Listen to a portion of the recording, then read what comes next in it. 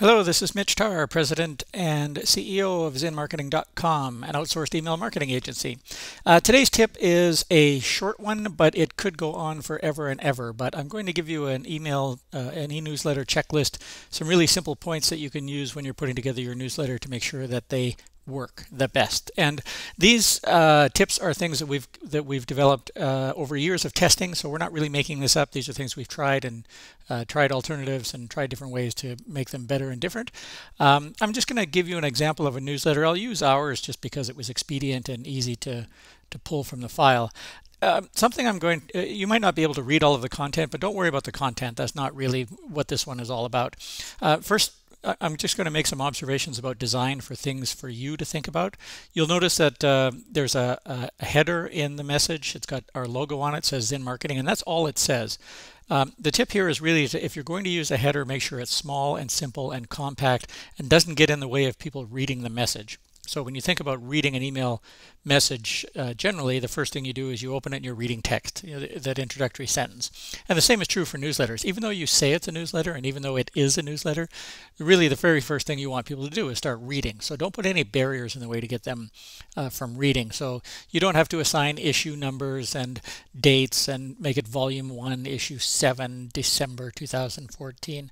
People aren't going to read that, and if somebody's missing an issue, they're never going to know. There's no chance that somebody's going to go, wait a second, I didn't see issue 13 last month. Where did that go? They'll either read it or they'll delete it. They might file it, or the worst thing they can do is put a rule in place, because your newsletter is so long and robust, they want to come back to it. Put a rule in place so it doesn't go to their inbox, it goes straight to a folder in which they plan to come back and read, which they never do. They never come back. So make sure the email is inviting, easy to get to, no barriers.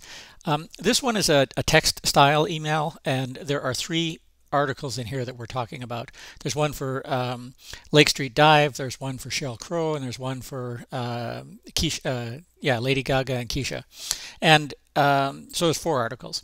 So what we've done here is we've taken 4 articles and compacted them into a short text-based newsletter.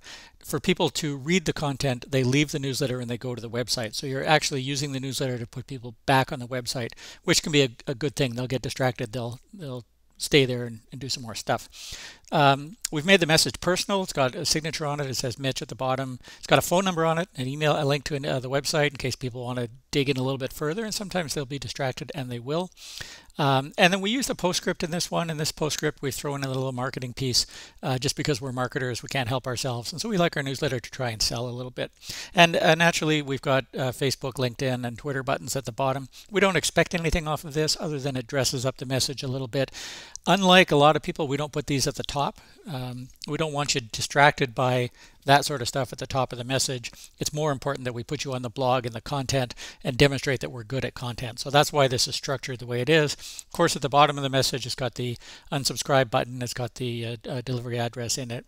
And really nice, simple, clean design. 1-column design, not fancy, not 2 columns. Basically, there's been enough testing done to show that if you use 2 columns, anything that's in the narrow or the right-hand column is almost invisible to the reader. The reason for that is if the content is good, people will be reading the content, they'll ignore what's in the right column. If the content is bad, they're going to skip around, they're going to be distracted. You won't engage them, they won't stick with the newsletter, they'll just pop out and go on to do something else. So nice, clean, and simple design. Here's another way of doing this. I've got another newsletter here. This one is from LinkedIn, so the big corporate giant. Look at the very first line. You can't read this, but above the LinkedIn logo, it says top content you're following on LinkedIn. That's a good piece of text to have in the first sentence of the newsletter. That's what people will see in the preview pane. They'll see the from address, they'll see the subject line, and they'll see that top content you're following from on LinkedIn.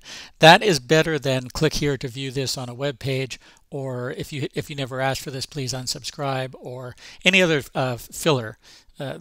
This sentence puts people into the newsletter instead of those other sentences which block people from reading.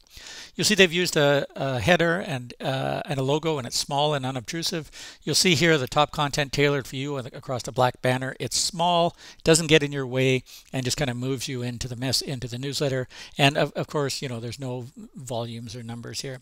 What they've done, and this is a really good layout also to follow, every story has got a box associated with it. So if we were doing this with with the newsletter you just saw at the ZinMarketing one, this one, if we were doing it with that one, we would pick these 4 stories in here, and we would have a Lake Street dive in the first one, and then a little headline and a blurb, and a link to the actual message on the website. Same with the second one, would be the Sheryl Crow. And in this case, the images are supportive of the message. They're not big, they're not in the way, it's not fancy. The layout's always the same.